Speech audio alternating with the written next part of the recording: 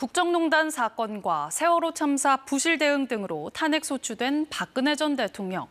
열린우리당을 공개 지지해 선거법 위반으로 탄핵 소추된 노무현 전 대통령.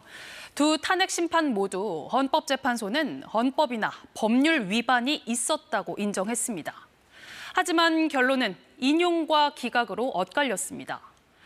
헌재는 박 전 대통령의 탄핵을 인용하며 법 위반이 파면될 정도로 중대하다고 이유를 밝혔습니다. 반면 노 전 대통령에 대해선 선거법 위반 등 사유가 국민이 직접 뽑은 대통령을 파면할 만한 중대 사유로 보기 어렵다며 탄핵 심판을 기각했습니다. 결국 얼마나 중대한 법 위반을 했는지가 기준이 됐던 셈인데요. 이번 윤석열 대통령 탄핵 심판의 쟁점은 무엇인지 박경준 기자가 분석했습니다.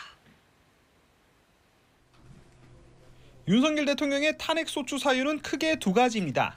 비상계엄 선포의 위헌, 위법성과 내란 우두머리 혐의입니다. 먼저 계엄 선포. 윤 대통령은 비상계엄이 야당 독주를 막기 위해 불가피했다고 주장합니다. 자유민주 헌정 질서를 회복하고 수호하기 위해 국민들께 망국적 상황을 호소하는 불가피한 비상조치를 탄핵 소추를 한 국회 측은 이번 사태가 계엄 선포의 요건에 맞지 않는다고 맞서고 있습니다. 때문에 헌법재판소는 야당의 입법 독재 등을 국가 비상사태로 볼 수 있는지, 포고령의 내용과 계엄 절차가 헌법에 위배되지 않는지 들여다볼 것으로 보입니다. 정치인 등 주요 인사에 대한 체포 지시 등이 사실로 밝혀질 경우 중대한 법 위반으로 간주돼 인용 가능성이 높아질 수 있습니다. 또 다른 탄핵 사유인 뇌란죄의 경우 혐의 인정 여부가 쟁점입니다. 윤 대통령은 그동안 비상계엄이 통치행위라며 내란이 아니라고 주장했습니다.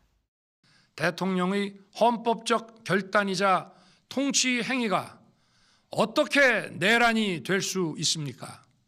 따라서 비상계엄 당시 국회에 대한 병력 투입이 질서 유지를 위한 최소한의 조치였는지, 국헌 문란을 목적으로 한 무장 폭동이었는지를 두고 윤 대통령 측과 국회 측이 치열한 다툼을 벌일 것으로 예상됩니다. 헌법재판관들은 이 같은 쟁점을 고려해 헌법, 법률을 위반한 중대성이 대통령직 유지 시 이익보다 큰지를 판단할 것으로 보입니다. KBS 뉴스 박경준입니다.